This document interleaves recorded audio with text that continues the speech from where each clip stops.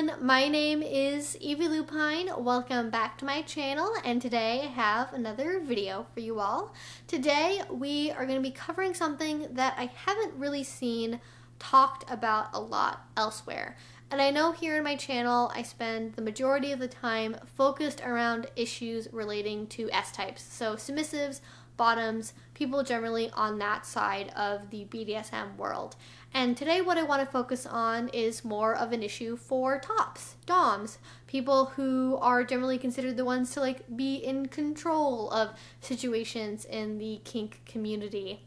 And the thing that I want to talk about, I've had a lot of trouble coming up with a name for, but what I'm going to refer to it as today in this video is the top merry-go-round, for lack of a better term. And when you are a new submissive in the world of BDSM, the advice that you normally get is something along the lines of the fact that you are chum in the water and that water is full of sharks. That every single BDSM party you go to is full of potential predators, and that after every munch you are going to be flooded with requests for play and messages on FetLife and people fawning all over you, and it's going to be super overwhelming, and you are going to be the focus of everybody's world in your local community when you first come out as a new submissive. But the advice that we give new tops is a little bit different. We tell them to expect that nobody is going to want to play with them. We tell them that people might be intimidated by them. People might assume that they're predators if they don't act in a very specific way. That other doms and other tops, especially if you happen to be a young male top, are going to be threatened by you. They might subconsciously decide that you are a threat and that they don't want to associate with you and that they don't want to give you resources, that they're not going to want to be friends with you. And that can all create a situation where people who are new tops or doms in the scene might go months or even years while not ever being able to play with anyone the entire time that they're there. But the thing that we don't talk about is there's somewhat of a second transformation that can happen in the life cycle of a top in the BDSM world.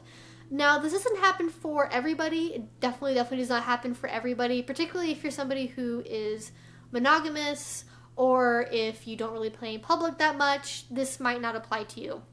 But if you are somebody who plays in the public scene, if you are somebody who has multiple play relationships, if you go to parties a lot, this will probably, maybe, happen to you at some point if you are a top.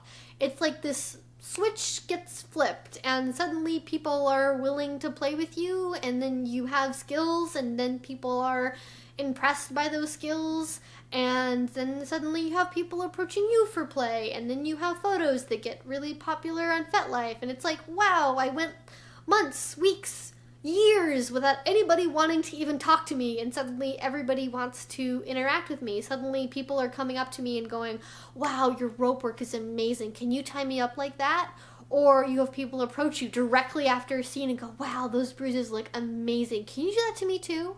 And it can feel really good. Suddenly the skills you've been trying for so long to validate are now validated. People are telling you that you are good, that you're not a bad person for being into kink, that you are not a weirdo or a freak or a pariah or anything like that. You're suddenly very accepted and you're surrounded by people who want you, that want to play with you. But it's not always sugar and rainbows. It can actually start to create some little thoughts that trickle into your brain.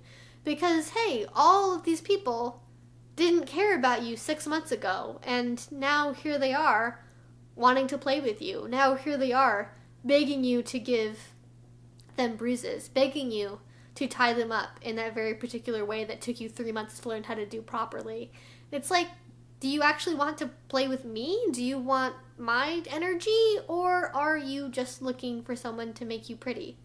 And that's the thing that I've observed has happened a lot. I have seen people in my community go through this. I have heard so many stories online about this thing happening, and there is certainly a darker side to this that I'm not going to cover in this video, which is where we anoint people as being experienced enough in the BDSM community to suddenly have control over all of our events and create a monopoly over BDSM spaces. But even if the person's not being malicious, it's at best kind of disconcerting to suddenly go from nobody cares about me, everybody's afraid of me, to like suddenly everybody wants my FetLife name and everybody wants to be on my dance card. And what was the difference between those two stages? Sometimes it's actual growth. Sometimes it's, you know, you learned how to interact with the community, you took the classes that made people feel more comfortable, you just sort of became part of the community in the natural, organic way that one would. Or sometimes it can be a little bit more shallow than that. And the thing that I have observed in particular that happens is when somebody is going through this stage where suddenly they're like the new star service top of their area, the negotiations don't tend to focus so much on a mutually enjoyable experience. It becomes about what you as a top can do for the bottom. I want you to tie me up this way. I want you to hurt me this way. I want you to do what you just did to that other person. And that is where it gets weird, because there's no focus almost whatsoever on like what the top wants or what their motivations are or what they get out of a scene, or even if they really want to play at that exact moment.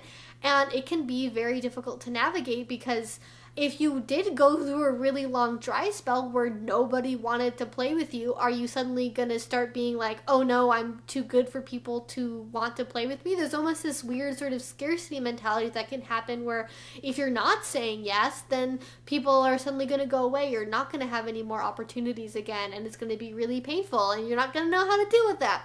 So it creates this really weird dynamic where everyone cares about what you can do for them, but they don't necessarily ask about what they can do for you. And it becomes a sort of mental game where you're trying to figure out, like, do people actually like me for me? Or is it because I'm the only rope top in a 100-mile radius who knows how to tie a TK? It is a very difficult process to go through. It's something that is very hard to unravel, and I think the reasons for why this happens comes from multiple different directions. Now, I want to make sure before I get too far into this that I do mention that there are some people who thrive in this environment. There are some people who are genuinely like pure exhibitionists and love being able to show off. There are people who genuinely are like pure service tops, and the thing that they get out of doing anything is whatever the exact thing is that their partner wants, and that's what they care about. But not everybody is that puritanical, and even people who are exhibitionists, even people who are service tops, do usually still want to know that their partner cares about them and not just the activities that they are performing. And I think there are a lot of things rooted in the very psyche of the BDSM community that makes this situation as bad as it is. And I think the main one is how we as a community perceive tops. And that goes for tops perceiving other tops, bottoms perceiving tops, any combination thereof. We associate toppiness very strongly with sadism. And so from that, when we are observing a top doing play, even if it's a very sensual scene, even if it's a very light and fun and happy scene, we associate that mentally with like, they are getting pleasure out of the other person's experience. They are getting pleasure out of causing that individual pain. And so long as they are able to cause a person pain, they must therefore be having a good time. We don't really assign the same level of value of the emotional experience to topping as we do for bottoming. And so we tend to think about it in terms of like this weird reasoning that like the reason why tops do what they do is because their boundaries are only restricted by the limits of their partner, and if they didn't have those boundaries, they would do whatever they wanted and they would enjoy everything that they could possibly ever do to another human being. And it is this very weird, again, it's very, very weird to me to think about this, but that is what I have observed in the community, is that people tend to perceive tops as like always enjoying the experience, or at least that they tend to typically enjoy the experience unless it's something that's very obviously outside of their comfort zone, when that is not really so much the case. And when it comes to the emotionality of scenes, the mental intensity of scenes. You know, we spend a lot of time talking about subspace and how delicate it is and how easy it is to take advantage of somebody in subspace and all of that, which is an important conversation to have.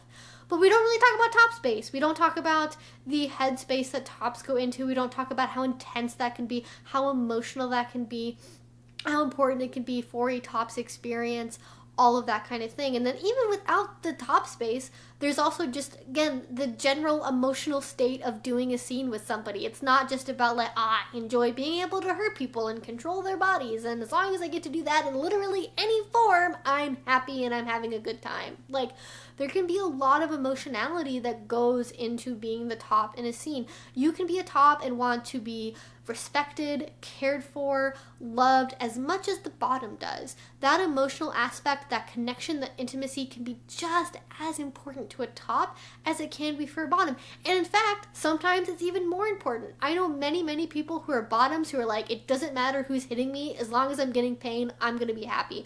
And I know a lot of tops that it takes them a long time to develop into a relationship where they can feel comfortable doing certain things because they need to have that emotional connection. But we don't really give tops permission to talk about that. They definitely, as far as I know, don't talk about it with each other, because a lot of tops, especially solo male tops, tend to have this like weird solo alpha male dynamic where like asking other tops for help is like a negative thing unless you're in the leather community, and it's like a whole toxic masculinity thing or whatever, I guess. I don't know. It's certainly not a healthy way, and it's certainly not that same level of communication that happens between bottoms sharing their own experiences with each other. And as well, I touched on this a little bit at the beginning of the video, but we do perceive tops as being in like 100% control of everything. That of course, if they're doing something, they must enjoy it because they're the top and they're in control, and so therefore they could never possibly be in a situation where they are doing something that they don't genuinely enjoy. The matter of the fact is that we are all humans, and so we are subject to coercion. We are subject to wanting to compromise with people that we want to be around. We are subject to wanting to say yes. It can be very difficult to learn how to say no and not be afraid to say it. It can be very difficult to not give in order to make people happy, and even in a positive way. Like, we can compromise and maybe agree to do things as part of a scene that maybe are not 100% for us, but that is still within our comfort level. And then there's also the more negative elements of coercion, of feeling forced to do something, of feeling like, you know, if I don't do this, I'm gonna like lose my status as the top, I'm gonna lose my reputation, people are not gonna respect me anymore. There's a lot of things that go into this that are more than just like, I'm the top and I'm in control and I only ever do what I want to do 100% of the time because I'm the one that has all the power.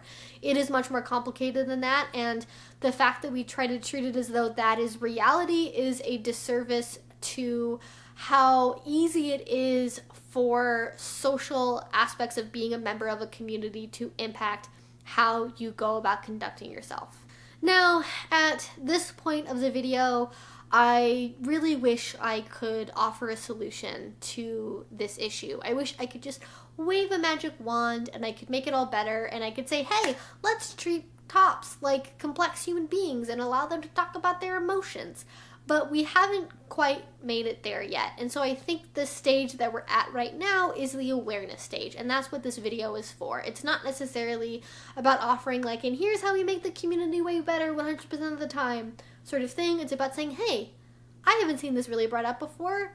Do you also think that this is an issue? Is this something that you have seen in your community? And learning how to start a dialogue about this and start to think about ways that maybe we can change our everyday interactions to kind of prevent this sort of thing from happening.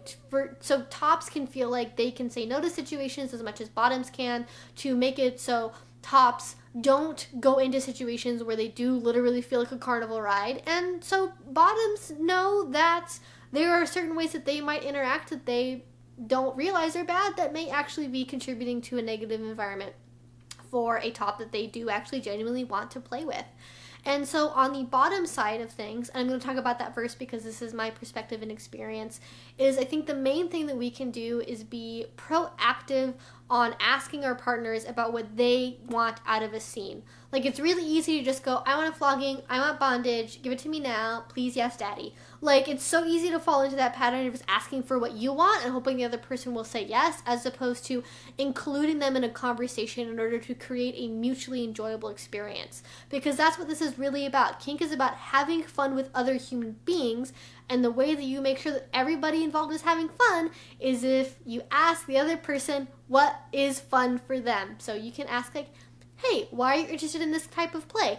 What sort of connection do you enjoy having? What is important to you to happen during this scene? What do you like to be called during scenes? What sort of energies do you enjoy? What are your aftercare needs? There are 1,000,001 questions that you could ask depending on what sort of scene that you are doing, but really just kind of making sure that you are having that give and take, that you are asking questions back. It can also be helpful if you don't really know what to say at all, to mirror back questions that the top has asked you. So for example, if a top asked you, how do you want to feel tonight? You can also ask them, what are you interested in feeling like tonight? Do you want to feel super powerful and control? Do you want to be super cold and detached? Do you want to be a loving, caring daddy? Like, all of that can be very variable for tops as well. So that is the key place to start for bottoms.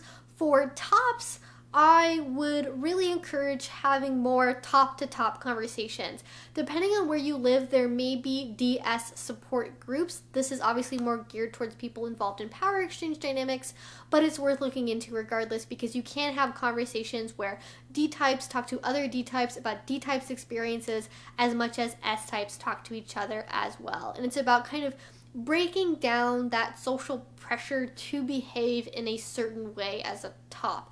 Not going off of just stereotypes, not going off of what you believe like the community opinion is about you, and really just having more conversations with other tops. You can like figure out how to like best express what your needs are and not feel like you're a pariah for doing that. Feeling like you can be empowered to be like, hey, as a top, I like having this type of experience. And if you don't have any other tops in your area who have ever expressed that, that can make you feel really alone. And then independently as tops as well, I think in general, anybody in kink could really benefit from this, but for the sake of this conversation in particular, learning that it is okay to stand up for what your needs are. Again, I think we really do focus this conversation a lot of times around bottoms, and we tell them how important it is. You have to have limits or boundaries, like the top's gonna run all over you. And like tops have limits and boundaries too, and one of those boundaries for you might look like, hey, before I can do this type of scene, I need to have a deeper emotional connection. I can't do an intimate flogging scene 4 times a night, otherwise I'm going to have the world's worst top drop, and I'm not going to be able to function for the rest of the week after that. So it is okay to stick up for your boundaries. It's okay to say, hey, I need time to get to know you before we go into this type of play. Or, I'm sorry, I only do this with established partners.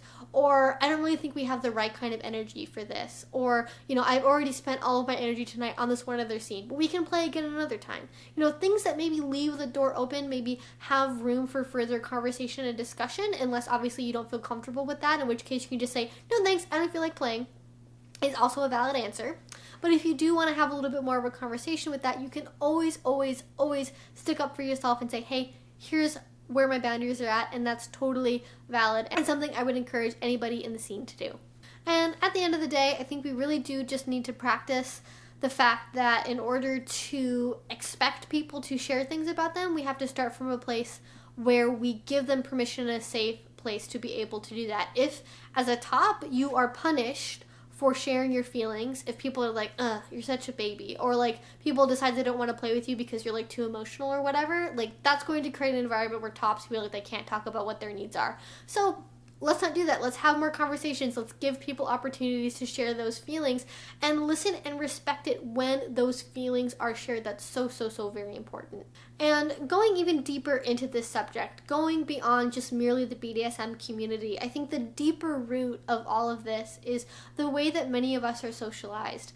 I think there is a lot of areas of the country, at least that I am aware of, maybe in all of North America, where we are really socialized to think of humans not as other complex beings with their own needs and wants and motivations, but as means to an end. We think of people as a way to get what we want from them as opposed to somebody with which we can create mutual experiences. So we tend to have frameworks, even from the time we're kids, of like, how can I get Sally to share her cookie with me?